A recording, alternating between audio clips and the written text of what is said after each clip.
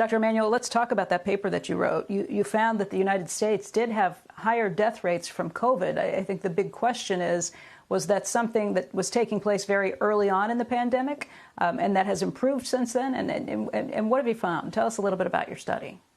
So what we did is to take the United States mortality from COVID, compare it to 18 countries, high-income countries like Japan and Australia, Canada and Germany, and also the countries that were hit very hard at the start, Italy, Spain, France, and other European countries.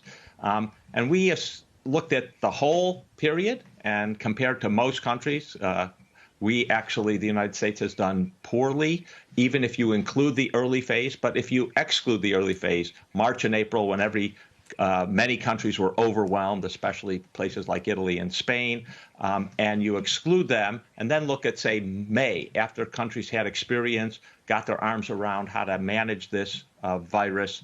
It turns out the United States did extraordinarily bad, even compared to places like Italy.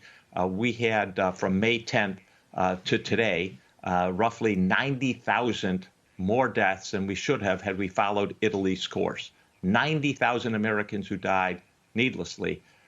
As I have pointed out before, Italy didn't have anything special or different in terms of treatment, vaccines, diagnostics compared to the United States.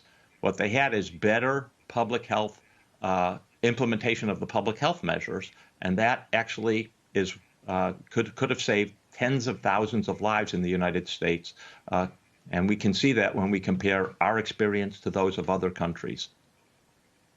What are you talking about in terms of reactions? Do you mean people wearing masks? Do you mean contact tracing? Do you mean testing that's put out? I mean, how much of this do you think falls on the healthcare system as a fault, and how much of it falls on public policy reaction to it, and how much falls on just citizens following the rules?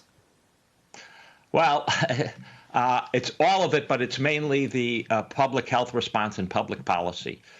It really is implementing those public health measures countrywide with fidelity, and then slowly reopening. So you do have to have social distancing. You do have to have trying not to go indoors. You do have to have having crowds less than 20. You do have to have wearing face masks, doing hand hygiene, and focusing your testing and contact tracing capacity. First of all, building it up, which we never did successfully in this country, and then focusing it on hotspots, because we know this virus breaks out in super spreading events. It's not the usual person to person to person. 80 to 90% of people will not pass this virus on to anyone. 10% to 20% of people cause 80% of the infection. So you have to be able to identify them and quickly suppress that. We never built up that capacity. The federal government under President Trump punted it to the states, and then states did very different things. You had Florida right now has rapidly opened up restaurants and many other things, and a lot of us are expecting super spreading situations in Florida. We've seen, places that kind of ignored this up and down the Midwest, saying, oh, it's not here, now having very high rates of cases. We've had 31 states that are going up and not down, which is a very worrisome situation going into the fall when we're going to move inside. It's going to be much easier to pass this virus along.